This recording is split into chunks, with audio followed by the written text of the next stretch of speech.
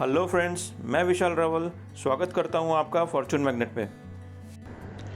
तो दोस्तों आज बात करने वाले हैं हम कंपैरिजन ऑफ इन्वेस्टमेंट के बारे में, जॉय और रॉय के बारे में है। जो कंपैरिजन इसलिए यहाँ पे करने चाहूँगा दोस्तों कि बहुत सी बार हम लोग जो है जो इन्वेस्टमेंट करते हैं तो वो हम बहुत लेट स्टार्ट करते हैं, हम जल्दी स्टार्ट नहीं कर पाते। बहुत सी बार हमें पता होता है कि हमें क्या इन्वेस्टमेंट करना है, कब करना है, कैसे करना है, लेकिन फॉर नो रीज़न हम डिले करते हैं। उसकी वजह से क्या इम्पैक्ट होता है हमारी लाइफ में और हमारे इन्वेस्टमेंट पे, उसके लिए मैं आज खास बात करना चाहूँगा। तो आज कंपैरिजन लेके आया हूँ दोस्तों आप लोगों के लिए, जो है मिस्टर जॉय और रॉय के बारे में। तो आइए चलते शुरू करते हैं इसके बारे में और देखते हैं कि कैसे फ़र्क पड़ता है इन्वेस्टमेंट के ऊपर अगर हम हमारा इन्वेस्टमेंट जो है करने में देरी करते हैं या आगे पीछे करते हैं।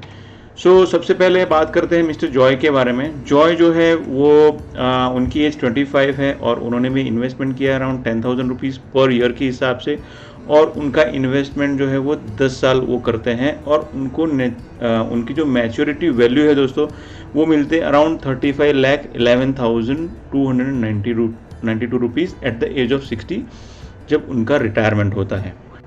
आइए चलते बात करते हैं मिस्टर रॉय के बारे में। मिस्टर रॉय जो है वो उनकी एज 35 है।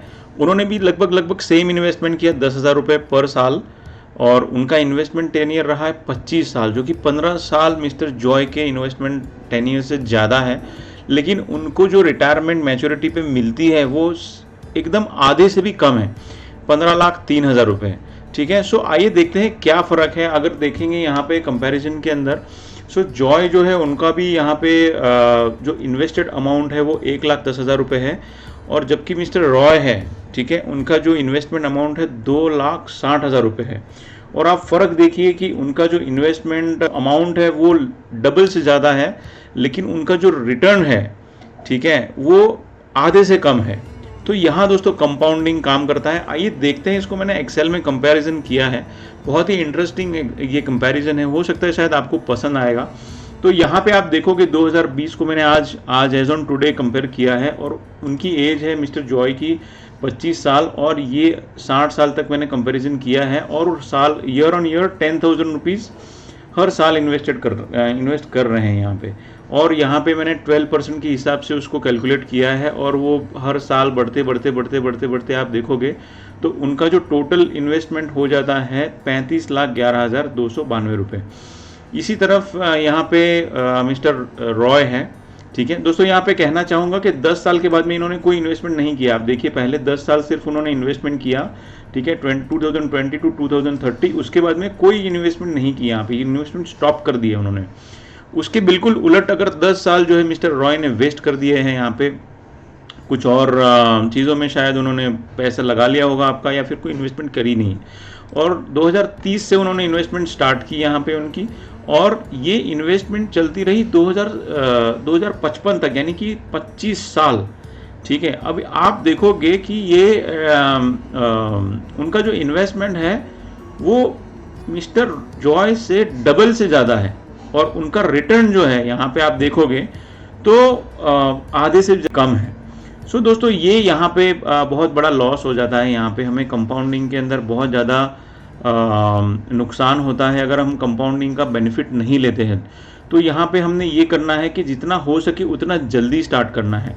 यहाँ पे और एक कंपैरिजन मैंने आप लोगों के लिए की है, जहाँ पे हमने 15,000 रुपीज़ इन्वेस्ट किए हैं, और ये 30 साल के लिए हमने यहाँ पे इन्वेस्टमेंट किया है।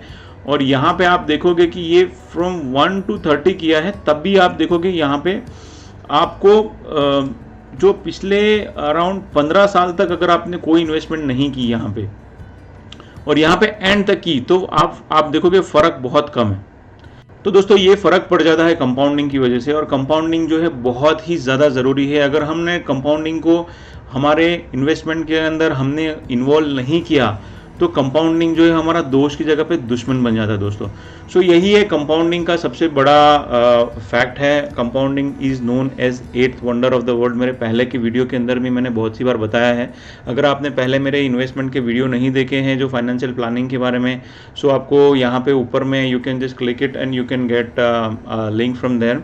तो दोस्तों आप भी हो सके उतना ज़्यादा कंपाउंडिंग का बेनिफिट लीजिए, हो सके उतना, जितना जल्दी से जल्दी हो सके उतना आपका इन्वेस्टमेंट स्टार्ट कीजिए, और हो सके तो आपका जो इन्वेस्टमेंट है उसको इक्विटी की तरफ एक्सपोज करिए। अगर आप यंग इन्वेस्टर हैं तो आपको ज़्यादा से ज़्यादा बेनिफिट हो सकता है, क्योंकि जितना आपका एज ज़्यादा है उतना आपका इक्विटी एक्सपोजर रेशियो कम होना चाहिए।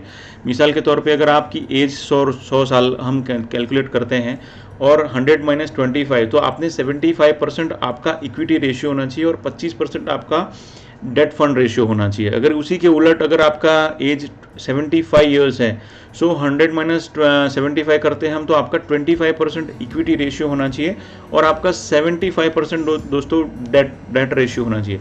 डेट रेशियो का मतलब है कि आपका बॉन्ड होना चाहिए या फिर आपका एफडी होना चाहिए।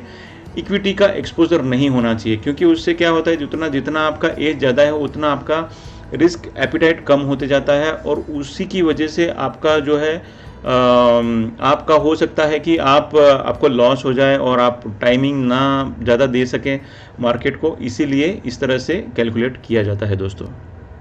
अगर आपको ये कंटेंट पसंद आया है तो सोचो तो कौन से आपके वो फ्रेंड हैं जिनको ये वीडियो पसंद आ सकता है, उनके साथ में आप व्हाट्सएप पे शेयर करो।